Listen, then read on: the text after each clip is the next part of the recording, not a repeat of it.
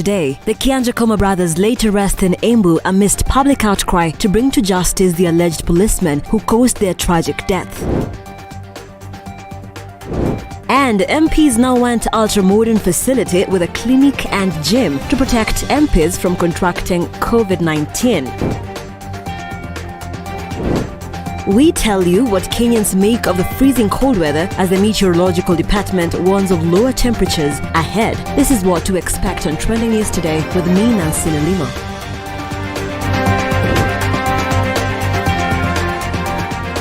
Right, the hashtag is Trending News at LookUpTV on Twitter, LookUpTV on Facebook, and you can also engage with me using the SMS number 20374. And we begin the bulletin. Interior Cabinet Secretary Fred Matiang'i now says the government did not apologize for the arrest and consequent deportation of Turkish national Harun Aydin, contrary to what Deputy President William Ruto had said earlier. Matiang'i has contradicted the DP, saying Aydin's deportation was a criminal whose deportation was agreed upon by both the Kenyan and Turkish governments. In a message posted on his Twitter account on the 9th of August, Ruto said he had talked and apologized to the Turkish businessman on behalf of the government for his arrest, detention and deportation to Turkey. Ruto's tweet termed the events around Aydin's deportation as a shame, further saying political pettiness is a dangerous slave for the economy. Matiang'i, who spoke in Mombasa today where he addressed members of parliament of the National Security Committee, refuted the DP's apology claims and said the Kenyan government does not plan to apologize for arresting and deporting Harun Aydin. Matiang'i said the Kenyan government has a good relationship with the Turkish government and that Harun Aydin was deported at the request of his home government. Matiang'i has further termed Aydin as a criminal who had faked a work contract to get into the country. He said Aydin had been associated with people involved in money laundering in a neighboring country and that his activities raised concerns for the security forces in the country.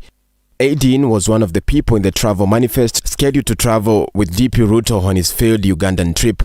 Ruto has in the past defended Aydin against accusations of terrorism, saying he was a clean investor who he had helped acquire business capital from a local bank for investment in neighboring Uganda. Following Aydin's arrest on Saturday, Ruto accused those involved of top-down arrogance. Waris Kimathi, LookUpTV. Thank you, Waris Kimathi, for that report. And as the East African nation is battling its severe fourth wave of COVID-19 infections, demand for oxygen in the country has doubled to 880 tons from 410 tons before the pandemic, causing a shortage now. And Hewatel supplying firm is doubling oxygen production to aid the dire situation. Our reporter Kip Gitonga with a report.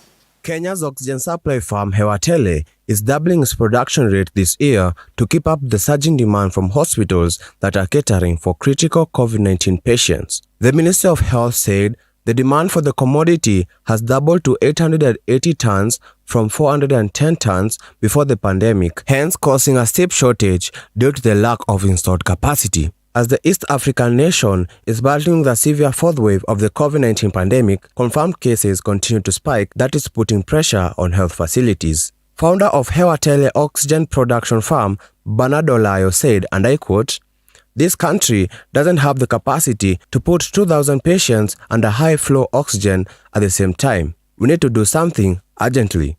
End of quote. Hewatele plans to invest $3.5 million to help in the double production of oxygen of 2 tons a day by the end of the year. The farm produces its oxygen by the chemical method, which uses a natural occurring salt to separate nitrogen from the air. The method has limitations because its productivity is low, said Olayo. To resolve the issue, Hewatele plans to invest another $15 million by next year to solve its productivity rate by building an air separation unit to produce liquid oxygen, which will lead to a 10-fold output increase to 20 tons per day.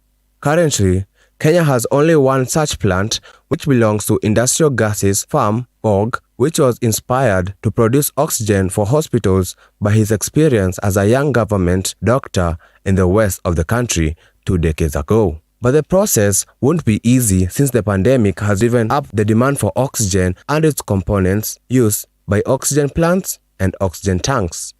Keith Gitonga, LookUpTV, Nairobi. Thank you, Gitonga. And moving on, Meanwhile, as rage continues to pile over alleged rise in police brutality and forced disappearance cases in Kenya, renowned law professor and scholar Professor PLO Lumumba has recommended a thorough review of the recruitment process in the police forces. Professor Lumumba, who spoke exclusively to Look Up TV, warned that Kenya's police force risks losing trust from its citizens. Take a look. I'm giving this personal experience to tell you that there is a problem with our police force.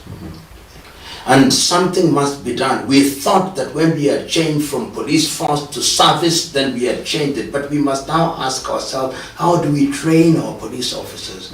Who do we allow to get into the police office, into the police service? Recently, when we were in the process of recruiting those who are going to serve in the IEBC, we subjected them to a psychometric test.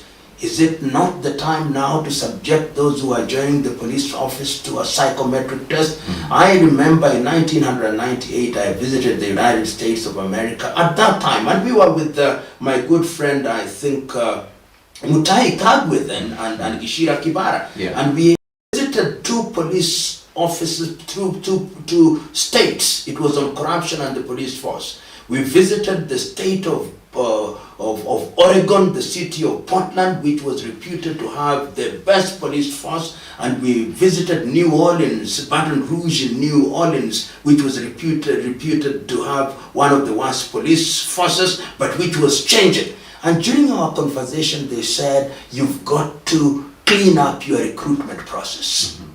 You've got to know who you are recruiting. You've got to know who you are training. You've got to be careful how do you train them, and you've got to embed your police office in the community. Right. And in that way, they say they begin to see changes. Today, that is not the truth about training. In the United States of America, which, as you rightly said, I visited quite a number of states, had conversation with police officers and other people in the civil rights movement. There is now a deliberate effort to retrain or to look at the police forces anew. I think that there is a sense in which many police forces, including the ones like ours, which now call themselves services, still are reeling from the hangover of the colonial approach to policing. And policing is now about facilitating and enabling the society. Right. You go to countries such as Japan, you see how police officers, they behave like Boy Scouts and Girl Guides. And that does not mean that they are not effective in policing. They become friendly. You remember at one time in this country, we introduced something that was called community policing, complete with stations in different estates, which was meant to ensure that the police were operating within the community. I don't know what happened to that. Yeah. I think there is need to look at these things, and merely denying that the police are not involved does not help the case. Because once the society believes that the police have gone rogue, then they are going to be hostile to the police. And the last thing I want to say, I think there is a problem with our police.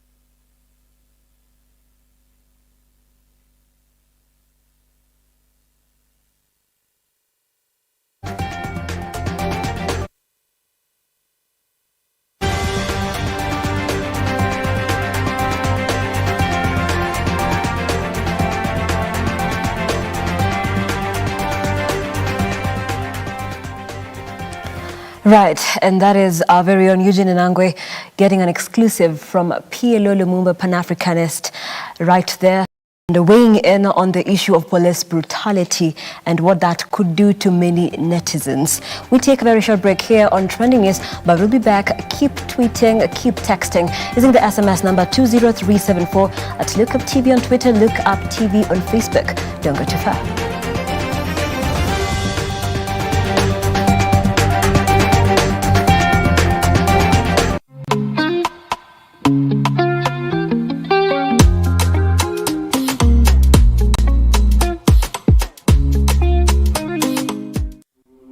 Welcome to Look Up Guest House, Retreat and Prayer Center. When you first come in, we will be happy to receive you at our reception, then proceed to our cozy and well-equipped accommodation facilities.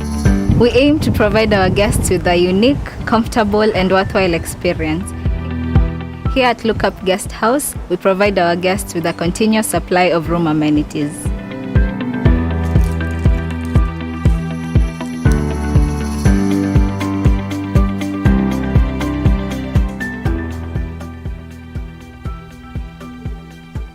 a cool environment for all your retreat activities.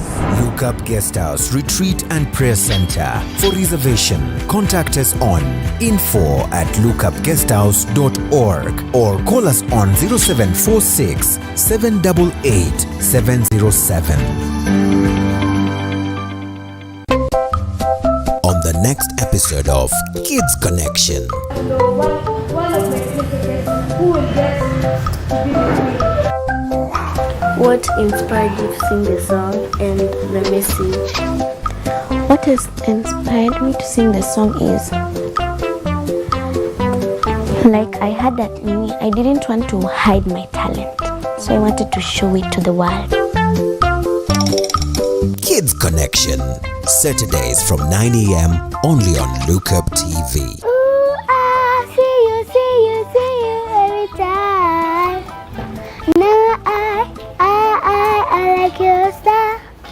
Welcome to the Natural Center. We are a unique organization that seeks to provide the community with an alternative healthcare option. We specialize in the use of a natural holistic system that focuses on building health through cleansing and nourishing of the body. We utilize a variety of natural health promoting methods in our services, which include juicing therapy, hydrotherapy, colon cleansing, massage therapy, and a comprehensive cleansing service, among others. Our juices are freshly made and tailored to each and every client's individual needs after evaluation by our team through our free consultation service. You can now book for any service or order for food supplements on our website www.naturaljuicingcenter.co.ke. You can also visit our center in Kahawa Sukari, house number 1334, Kahawa Sukari Avenue. Natural Juicing Center. Your health is your wealth.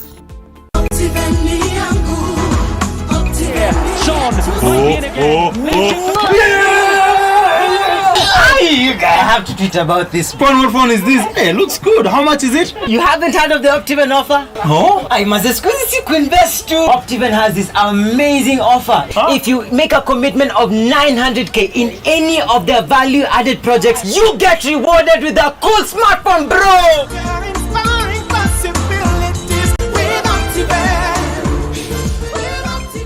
Like, follow, subscribe, click the notification button.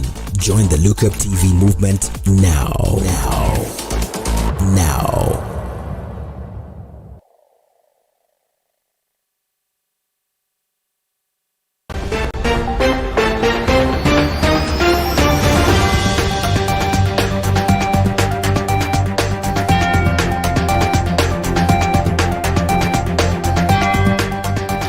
And welcome back. Thank you so much for staying with Look Up TV. The hashtag is Trending News here at Look Up TV. And we continue with the bulletin. Two Embu brothers who died in the hands of police officers from Manyata police station after allegedly flouting curfew hours are being laid to rest today at their home at Kianjokoma village in Embu County. Our reporter Jefferson Moy prepared this report. It is a day of sorrow, grief and pain to the family and friends of the late Embu brothers, Benson and Emmanuel Mutura, as they congregate to lay them to rest. Everything in Kianjokoma village came to a standstill as motorists escorted the hearse carrying the deceased bodies to Kianjokoma Primary School.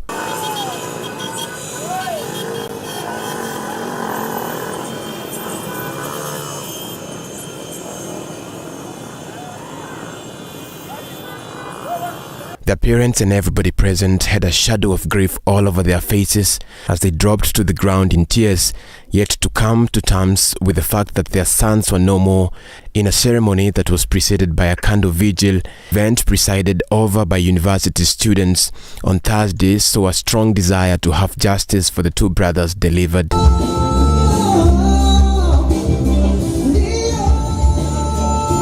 As they donned shirts printed "Justice for Njiro and Mutura," the circumstances to which Njiro and Mutura lost their lives remain subject to investigation as strong accusations continue to be pointed at the police officers who arrested them on the night.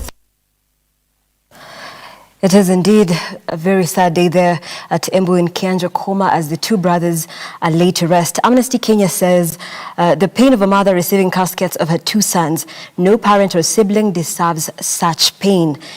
And I will just read another tweet. Nelson Harvey says, innocent lives. Benson Jiru Ndwiga, an engineer, and Emmanuel Mutura Ndwiga, a lawyer, cut short by police officers. Karuki Kihara, Fred Matiang'i, and Hila Muritambai should resign or be fired if the killers are not charged. Raila Odinga says, to the Ndwiga family that has sadly had to bury their sons, Emmanuel and Benson today, my sincere condolences. My prayers go to their mother, Catherine Wawira. I stand with you in grief as a parent. Many messages of condolences and, of course, fare thee well to the two brothers, and we hope the justice will prevail. Moving on, taxpayers will foot the bill for establishment of an ultra-modern facility with a clinic and gym to protect MPs from contracting COVID-19.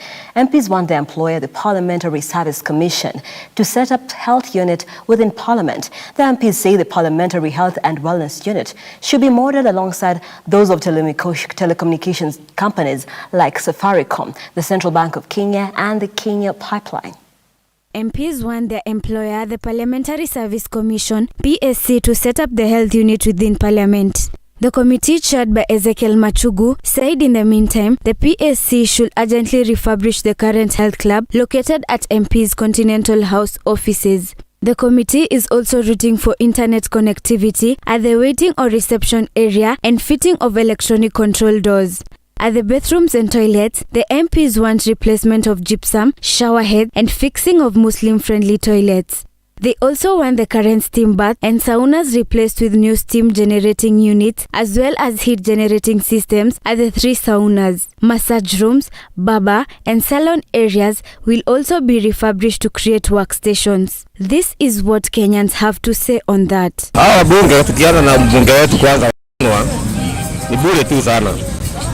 Wanachaguliwa na wananchi waenda kule kuwa represent, lakini ndio wanajirepresent. Nataka kwanza watengeneze wananchi alafu watengeneze zao nyumae, kwa vile sisi ndio wa kwanza alafu warudi baadaye sisi ndio tunawapatia kazi. Wangari Mwangi, Look Up TV, Nairobi. Right, and moving on, Kenyans have been warned to brace themselves for colder days ahead as temperatures are expected to go as low as 0.5 degrees Celsius. The cold season witnessed in most parts of the country will continue to persist, even though the weatherman announced that August would mark the end of the chilly conditions. The Kenya Meteorological Department says that rainfall should be expected over the highlands west of the Rift Valley, Lake Region Basin, the south, the central Rift Valley, northwest highlands, east of the Rift Valley. Our reporter Brenda Mashumbe with more on that story. The Kenya Meteorological Department, MET, at the beginning of August forecasted warm weather conditions in several counties, with maximum temperatures expected to range between 20 and 24 degrees Celsius. In a separate 7-day forecast this week, the department announced that most counties will in fact receive heavy rainfalls with isolated storms. Residents of Nyandarua, Laikipia, Nyeri, Kirinyaga, Murang'a, Kiambu, Meru, Embu, Tharaka, and Nairobi counties should be ready to brave the lowest temperature of up to 0.5 degrees Celsius. The months of August and September are usually dry and precede the short rain season that kicks off in October to December. Kenyans are now worried that this will affect daily activities such as children going to school and business people going to work in the wee hours of the morning. There are also concerns that the drop in temperature may lead to the increase in respiratory-related health problems amidst the surge in the positivity rates of COVID-19 and the shortage of oxygen cylinders in most hospitals in Kenya. Farmers are also worried that the low temperatures is affecting their production. Kwa majina yangu naitwa Rose Disho, na lakini tungewapa tu serikali isaidie upande wa baridi kama hii soko kukinyesha, mnaona vile inakaa. Wale watu wote wa pande hii si mnaona vibada haijamalizika huku juu. Kwa hivyo wakati wa mvua tunateseka sana. Angalau tu watuwekee mabati. Tulikuwa tumeambiwa itamalizika kipindi hiki kama cha miaka 5. Tena ile kipindi kingine ya miaka 5 haikumalizika. Sasa iko na miaka 10 ikikaa tu namna hii. Sasa hapa tunashindwa. hata mtu anafikiria saa ingine unaona hata kama sitaamka kuenda kupiga kura. Ninashindwa kura ni ya nini napiga? Kama nahangaika namna hii ni ya nini? Si afadhali nikao tu. Naitwa Wanjiko ama mama yao wananitanga hivyo huku soko. Kulingana na vile kumekuwa na baridi, tumeathirika sana. Sana mizigo tunaletewa kutoka huko mbali Narok, inafika imechelewa, tena imeongezewa bei sana. Tena hii soko yetu kuko na shida ya mvua na matope. Watoto wameathiriwa kweli, juu lazima mtoto aende kama amevaa majacket. Tena hata kuamuka tena inakuwa ni shida. Kwenda shule. Juu ya baridi imekuwa mingi. Mimi kwa majina naitwa Brian, mimi ni mkazi wa hapa Dagoretti Market. Na mimi uza cabbage. Na sasa hii baridi kuna wenye metu affect kwa njia mingi. Sasa hii customer wetu wengi naona kama wananunua nyama huko na nini. Na juu ya hiyo baridi wengi hawatokei nini. Kazi iko chini. Juka nini? Ka 3 months ago tunauza hadi 5 kwa wiki. Ili sasa hii wiki moja tunauza hadi 2. Na sasa kuna hiyo tanautia watu. Watu wadai kukaa hivyo. Na nini? Sasa inabidi hadi product inaenda chini. Nini? Cabbage inaisha. Sasa mimi kayo weather inaweza change haki. Kwa kazi kanaweza kuwa fiti. Brenda Moshumbe, Look Up TV, Nairobi. Thank you for that story, and I don't know how you're keeping warm. You can talk to me using the SMS number 20374 and with the meteorological department warning that the cold could get even colder with about 0.5 degrees low. And moving on to the international sphere, Malawi's President Lazarus Chakwera has sacked the energy minister and his advisor who are facing corruption charges. The two and one other official, Enoch Chihane, a partner in the governing Tons, were arrested for involvement in a state oil contract. Roger Muriuki with more of this in our international news. The sacked energy minister and his advisor were reportedly trying to influence the way the contracts for the supply of oil were awarded. Minister Newton Kambala was not replaced upon his dismissal, and the functions of the Energy Ministry have been transferred to the President's office. The Chief of Staff, Chris Chima-Banda's replacement, was also not named in the announcement about his dismissal. Mr. Chihana commented about the probe, saying going to the Anti-Corruption Bureau was a normal process and an opportunity to clear his name. Elsewhere, vote counting has now begun in Zambia following the successful staging of the nation's general elections. After 12 hours of voting, polling stations started closing at 6 p.m. There were several hundreds still in queues were being allowed to cast their ballots. President Edgar Lungu deployed more troops in part of the country to quell election violence in the tightly contested polls, pitting him against longtime rival Hakainde Hichilema. There was also a partial internet restriction, with Facebook confirming that social media and messaging apps had been shut down. This general election marks Hakainde Hichilema's 6th attempt at the presidency. According to a survey done in Zambia, a flagging economy and rising living costs have eroded Lungu's support base in recent years. Lungu has been accused of borrowing unsustainably, particularly from Chinese creditors, to finance a spree of infrastructure projects. Under his administration, Zambia became the first African country to default on its sovereign debt since the coronavirus pandemic began, while inflation soared to more than 20%. Finally, Algerian journalist Rabah has been sentenced to 8 months in prison for his reporting on protests. Mr. Kareche was handed a 1-year term with 4 months suspended. He has already been in prison since his arrest in April and so has 4 months left to serve. He was arrested after reporting that a minority group had demonstrated over economic and social marginalization. Mr. Kareche was charged with spreading false information liable to damage public order. His arrest and detention triggered protests by journalists that further escalated after President Abdelmadid Tebboune described him as an arsonist. Roger Muriuki, Look Up TV. And it's about time for us to get some sporting action. Kenya's national rugby 15 women's team was slumped to their heaviest loss in history, falling 66-0 to South Africa in their first test match at the Dine Craven Stadium in Stellenbosch on Thursday. coming off losses against Madagascar 27-15 on July 3rd, 9-0 on July 11th in Nairobi, and 39-0 defeat at the hands of South Africa in 2019. Coach Felix Olo side succumbed to their fourth straight loss as coach Stanley Robben-Seimers. South Africa scored 12 unanswered tries. The Lioness were established by 2 early tries inside the opening of 12 minutes from Zintli Mpupa. Mpupa ended the match as the top scorer after contributing 26 points from the tries and 3 conversions for the African champions. The hosts scored more tries through Eloise Webb and Zisofila Solonsi, with 2 each, while Veroshika Grain, Felicia Jacobs, Chumisha Kwawe, and Sinazo Mkachulwa scored 1 try each. The two sides will meet on August 16 at the same venue in their final test match, which Kenya could film of their stars from the national sevens team that was in Tokyo, Japan for the Olympic Games. Alvin Kausai, Look Up TV, Sports. Stay there. Set! Thank you, Alvin Kausai, for that sporting action. Hashtag Justice for Kianjokoma Brothers is trending top on Twitter, and we'll continue reading a few of your feedback from that. Bravin Yuri says, it's not just about the 2 brothers alone. It is about every youth who has lost their life in the hands of police, who are supposed to protect lives but choose to take them away. And Kingsman says, we will miss you in class, Emmanuel, one of the 2 brothers.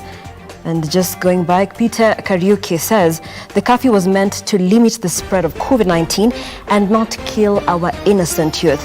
Following the unfortunate Embu events, President Uhuru Kenyatta should lift the curfew. We shall not relent or rest until justice is served. Which says, our mothers don't deserve this. This is following the very sad images from the burial that is underway currently in Embu, Kianjokoma area. Shiko Kihika says, I see her pain, words fail me. May the killers never know peace. And just to read one last tweet by Senator Chumba Murkomen, and he says, what a painful sight. I am lost for words. I can't just imagine what the family is going through. The policemen or women involved should by now have been arrested. The Inspector General must take responsibility. We demand hashtag justice for the Kianjokoma brothers. And on that very sad note, we end Trending News right here on Look Up TV. I am Nancy Nalima. Thank you so much for watching. Do enjoy your weekend and keep it Look Up TV.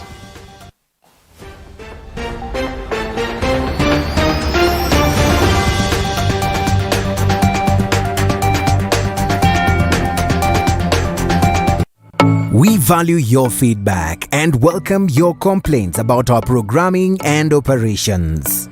Feel free to get in touch with us through 0700 893 542 or send us an email to views@look-up.tv. We can't wait to hear from you.